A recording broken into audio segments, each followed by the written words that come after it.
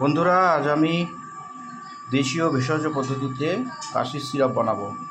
তার জন্য লেগেছে এটা বাসক পাতা, এটা তুলসী পাতা, এটা তেজপাতা, লবঙ্গ, আদা।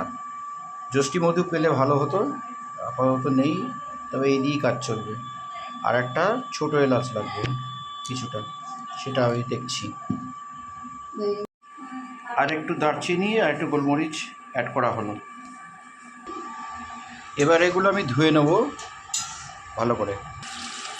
এবার খুব ভালো করে এর মধ্যে যা ধুলোবালি ময়লা সেগুলো ভালো করে ধুয়ে নিতে হবে, তা নাহলে হিতে বিপরীত হবে সব। এবারে সমস্ত পাতাগুলোকে আমি ছাড়িয়ে নিচ্ছি এবং কচি ডগগুলোও রাখবো, যেগুলো আমার এই সিরাপ তৈরিতে কাজে লাগবে।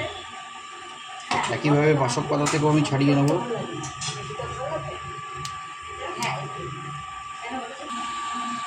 এবার আমি মাটির কলসি থেকে জল নিচ্ছি,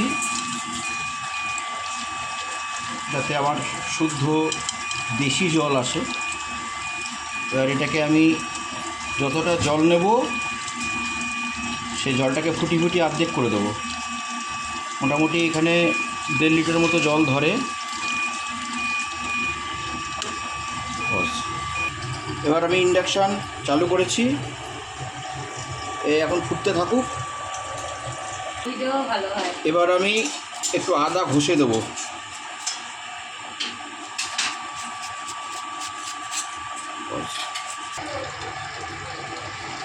ফুটতে শুরু করেছে ইন্ডাকশানে, মোটামুটি 120 থেকে কাউন্টডাউন 112 বানাচ্ছে, 8 মিনিট মতো হয়েছে।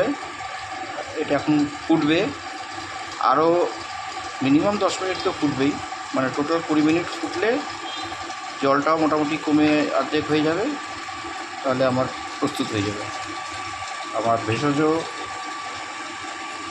পদ্ধতিতে তৈরি করা, দেশীয় পদ্ধতিতে তৈরি করা আমার কাপ সিরাপ। খুব উপকারী, আমার ফ্যামিলির সবাই খায়। হ্যাঁ, খাবার সময় যেটা একটু তেতো হয়, তো একটু মধু মিশিয়ে খেলে ভালো লাগে। মধু না মেশালেও কোনো অসুবিধা নেই। মোটামুটি জলের কালার চেঞ্জ হয়ে গেছে, আমরা দেখতে পাচ্ছি। মোটামুটি হয়ে গেছে, আর মিনিট 2 পর আমি নামিয়ে নেব। ঠিক আছে, এখন বন্ধ করলেও হবে। তো বন্ধুরা, ঠান্ডা করে আমি মধু দিয়ে সেবন করা যাবে। বন্ধ করলাম।